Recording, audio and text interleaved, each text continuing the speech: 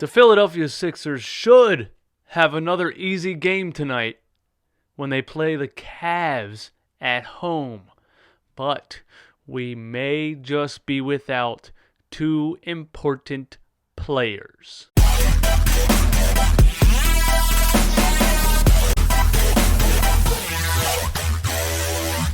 What the hell is up, guys? My name is DJ Eastwood. This is Running Back. I think that's going to be my new intro. I don't know why that's so funny. What the hell is up, guys? My name is DJ Eastwood. This is Run It Back. As always, hit that subscribe button if you like talking Philly sports every day, because that's what I do. Listen.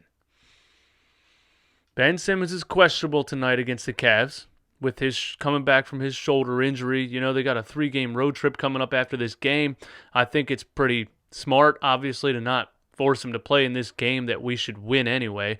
But after we blew a 15-point lead in the second quarter to the Hornets, it's hard to tell what game is easy and what game is not easy, because this is the NBA. Any given night, a team can make shots and make runs, and, you know, I don't think any games are easy. They're just not. Talent-wise, we easily trump the Cavs and the Hornets and a lot of NBA teams, but you never know in this league, man. But they're saying Ben is questionable with his coming back from that shoulder injury, so maybe they just save him until this 3-game road trip starts here coming up. Al Horford is not playing tonight due to load management. Yes, that is the new thing in the NBA. Lots of loads are being managed. Lots of loads are being managed. Al Horford's 33. If anybody deserves a rest at this point, it is Al Horford. He's played every game so far.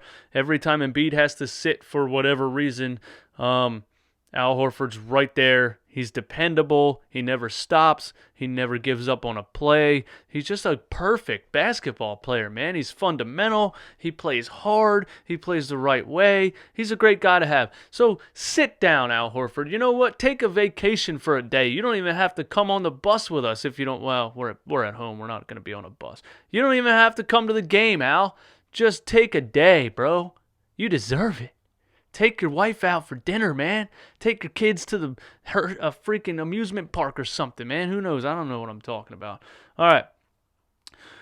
How much do we miss Ben Simmons? A lot. A lot. I know. There's a lot of talk about his jump shot and him refusing to shoot and how much it clogs up the lane and how much it put. But these 3 games without him, it is clear as day we miss Ben Simmons. Now, Ben Simmons might not be a superstar right now because he's still refusing to shoot the ball, but we tend to forget that even though he's not a superstar because he won't shoot the ball, he is still an all-star, and he's still a lot better than any other point guard on our team, and he's a lot better than most players in the NBA. That's just the way it is, okay?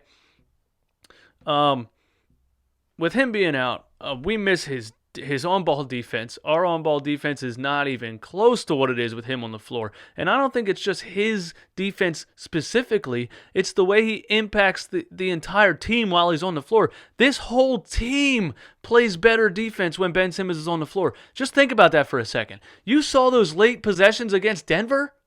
We'd stopped playing. We gave up. Those wide open threes to Jokic, the wide open 3 to Millsap in the corner, we didn't even get back in transition. We literally stopped playing. I don't know if Ben Simmons is as vocal as I want him to be, but for some reason when he's on the floor, we're not giving up plays like that. And it may just be because he holds everybody to a certain standard defensively when he's out there.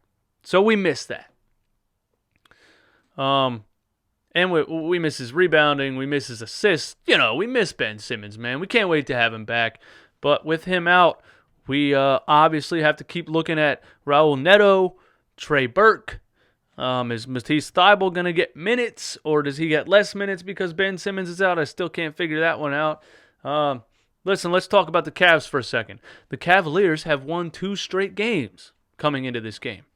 So, you know, they're not a good team, but they're not a complete dumpster fire. Don't forget they have a young point guard who was a pretty high draft pick, and he's Colin Sexton, and he's averaging 18.8 points per game so far this year, shooting 45% from the field. So he's no slouch. That little boy can get buckets, you know what I mean?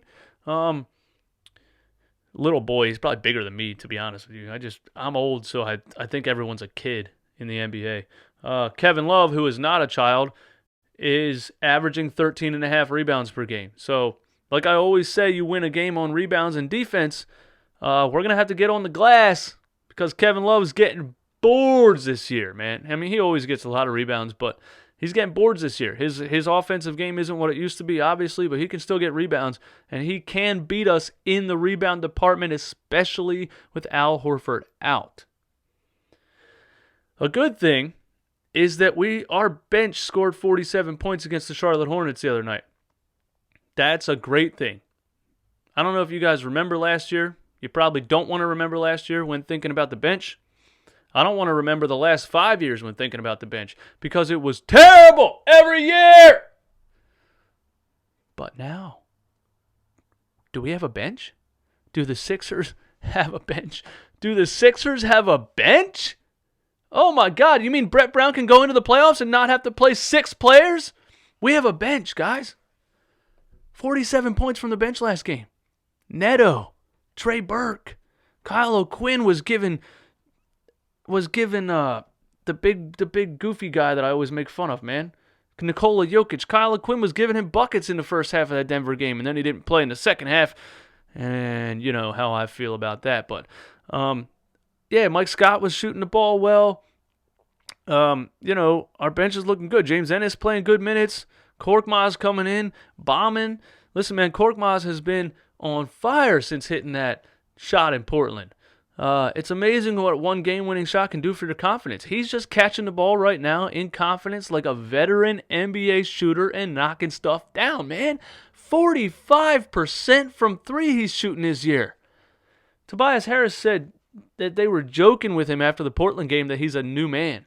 And then he said, but actually, he's actually playing like a new man now. Like, we joked about it, but he's actually playing like a new man now. And he said we've been able to get him the ball. He has a quick release so he can get the shot off. So players are looking for Korkmaz, and it seems like Korkmaz is now figuring out the NBA and how to get open and how to come off these screens and what plays to run and all that stuff. So it's been beautiful so far. If we can keep up this bench scoring, we can make a very, very deep playoff run. Like, if we figure the whole thing out, balance the offense, and have a strong bench, we might be in the finals this year, man. I don't know, man. We might be there. We might. Listen, I think Trey Burke should get the minutes over Neto, but it's not going to happen yet. I think Brett Brown has a certain kind of love for these European players. That's all I'm going to say about that. He likes the foreign guys.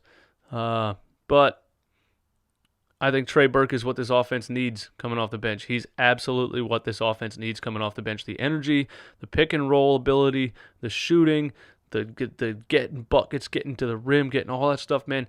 Trey Burke is what this offense needs off the bench. He's the spark. He's like a miniature Lou Williams. I love the guy. I want to see him play more. Brett, I know you don't watch my videos. You probably don't watch any videos on YouTube because why would you?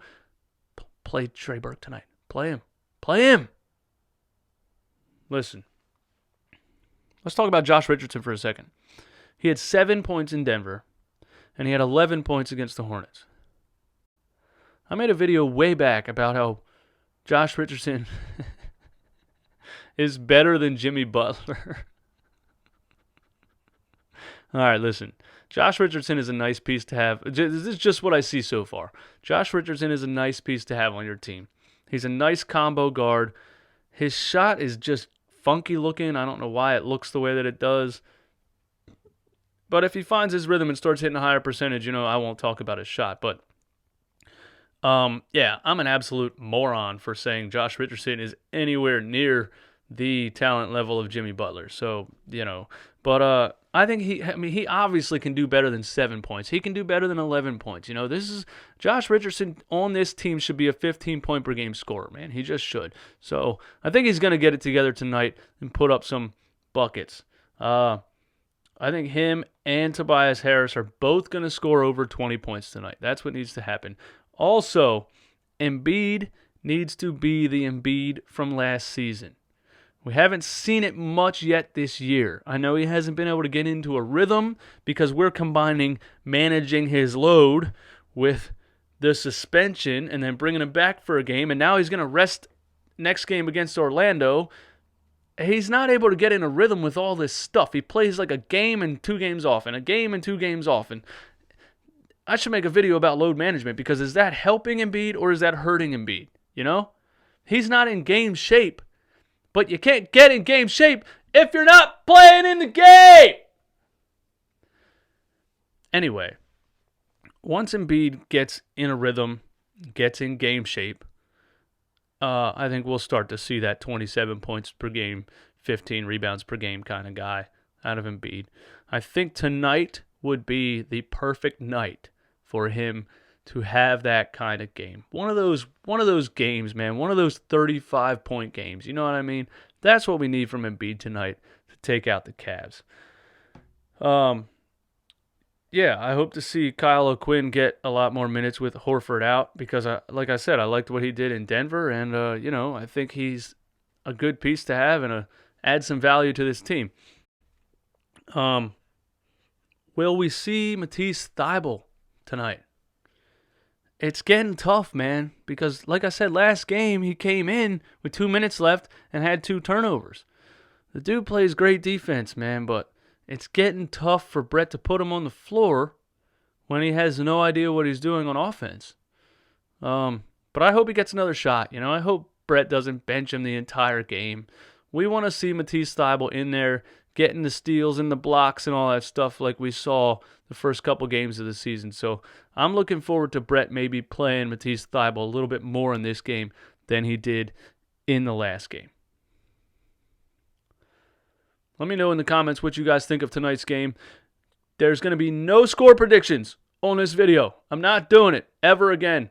For the rest of my YouTube existence, I am not doing a score prediction. I did it 3 times in a row, and we lost all 3 games. I'm never doing a score prediction again. I'm sorry. But we should beat the Cavs. Give me your opinions on this upcoming game in the comments. What do you think we're going to see from Embiid? Are we going to see Matisse Thybulle? Is Trey Burke going to get more minutes? Let me know what you think in the comments. My name is DJ Eastwood. This is Run It Back. Hit that subscribe button if you like talking Philly sports every day. Peace!